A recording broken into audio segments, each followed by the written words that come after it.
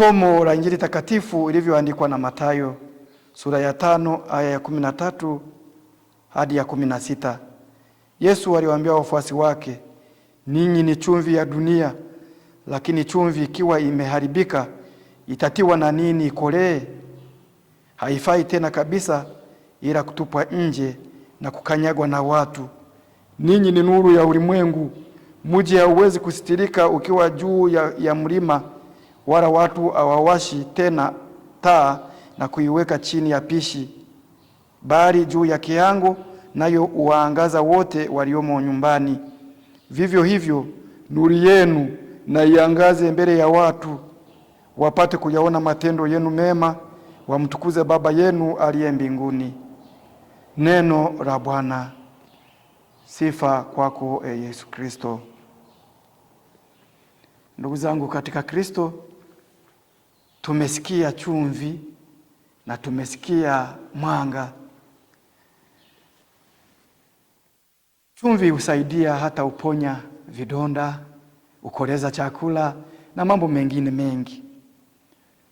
Tujiangalie katika maisha. Wakati mwingine tunatoka kwenye mstari, lakini tunalazimisha kuendelea kuwemo. Hata kunafika wakati watu wanatuchoka. Tunapoteza chumvi. Ule utamu wa chumvi unapotea. Lakini tunagangania maisha. Kumbe kila siku tutafute zile fadhila zinazoweza kufanya tuendelee kuwepo, tuendelee kuonekana chumvi. Tusilalamike. Hawanipendi, sijui nini, watu wananikataa, sijui wananiona vibaya. Hapana, wakati mwingine kwa tabia zetu ile chumvi inakosa ladha. Kwa hiyo tunahitaji kutafakari kila siku, kuona kama kweli mimi bado chumvi, yani mimi ambaye ni chumvi bado ina ladha. Kwa kweli kuna wakati fulani tunapoteza hata familia, yani mpaka unakaa unaona mama wa familia na baba wa familia kama yani ile chumvi imeisha, lakini wanagangania tu kuendelea kujifanya kwamba chumvi bado imekolea. Tutafakari maisha yetu. Wakati mwingine tumeisha kuwa kero. Hata viongozi wa serikali wakati mwingine yani mpaka na wenyewe waangalie pia. Watu wakisema bwana hapa hakuna haki, haki ilete, muendelee kukoleza chumvi. Hapa hakuna mwanga, fanya chini juu basi mwanga uje. Msiganganie bwana. Pakaonekana kwamba mtu anaokosoa anasema jamani, ni kama wale wenye viatu. Ukiangalia kiatu chako, mtu akikwambia bwana kiatu kina harufu, wewe ukinusa unasema mbona sihisi harufu, lakini jirani anaihisi. Kubali basi, usimtukane kwamba amekutukana, amekudhihaki kwa sababu kiatu kina harufu. Yeye anaihisi. Kwa hiyo kinachohitajika ni kubadilika. Badala ya kuwa giza tuwe mwanga. Kwa nini watu wakuseme? Yani kwa nini uwe, yani kila sehemu huyu mbaya. Wewe unaendelea kujitetea, wakati mwingine unatumia mamlaka. Lakini kama chumvi imeisha kataa kukolea, yani sheria ni kwamba utupwe nje, ukanyagwe na watu. Kwanza haiwezi kafaa hata kwa mbolea. Utupwe. Kwa hiyo kinachohitajika ni kujirudi, kujiunda upya. Msimalize watu wanaotaka kuwakosoa. Wenyewe kutokea nje wanaona chumvi imesha ladha. Wewe unagangania chumvi haina ladha. Wewe unagangania. Akikueleza zaidi amepotea. Akieleza zaidi mkono hana. Akieleza zaidi tumbo lake halipo. Akieleza zaidi kesho amezikwa. Lakini ni kwamba chumvi hauna.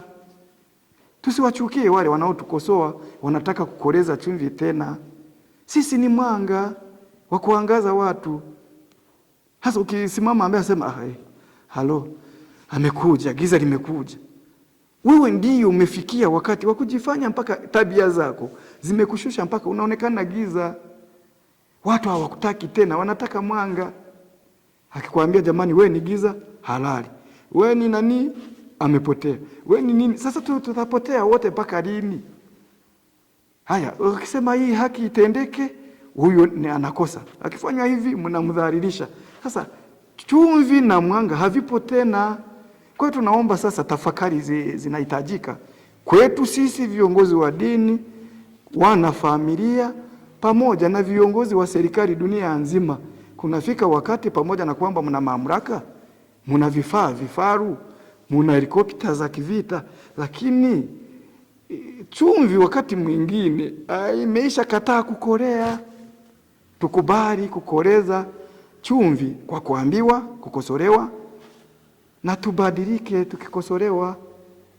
Tuendelee kukoleza chumvi, tuwe chumvi ya kulia chakula, tuwe mwanga wa kuangazia watu. Tusiganganie kumaliza watu. Kila anayesema baba paroko, father, hapana, huyo sakramenta apokee.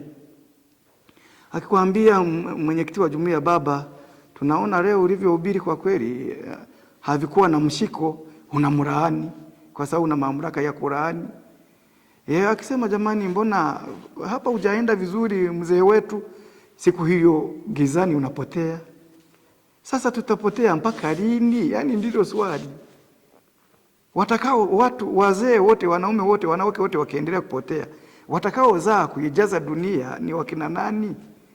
Kwa hiyo tujirudi, tujiunde upya, turudishe ule uchumvi na umwanga, hasa kwa wale wanaokaa karibu na sisi, wakituambia tenda haki, tenda, fanya hivi, fanya, ili mwisho tupokelewe mbinguni. Basi kwa sababu mbinguni wanaoingia ni wale wenye furu chumvi, wanaoenda mbinguni ni wale wenye furu mwanga, hawaendi giza na yale makapi ya chumvi.